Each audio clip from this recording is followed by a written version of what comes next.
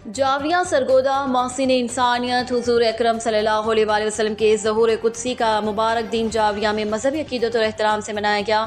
मौलाना मोहम्मद उस्मान अतीक सदर मरकज़ी मिलाद कमेटी की क़यादत में ईद मिलादुन्नबी का जुलूस निकाला गया।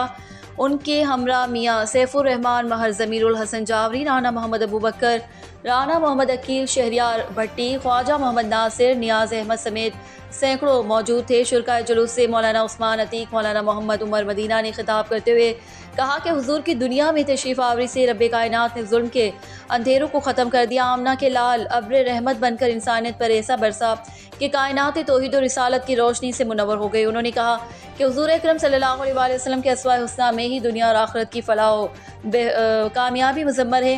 आपकी आमद और बाइस ऐसी नेमत उज़्मा है जिसे अल्लाह ताला ने कुरान पाक में एहसान अज़ीम करार दिया। अल्लाह ताला हम सबको अस्वा हुस्ना पर अमल पैरा होने की तौफीक अता फरमाए, आमीन। रिपोर्ट ज़फ़र अब्बास, तहसील रिपोर्टर, शाहपुर, जावरिया।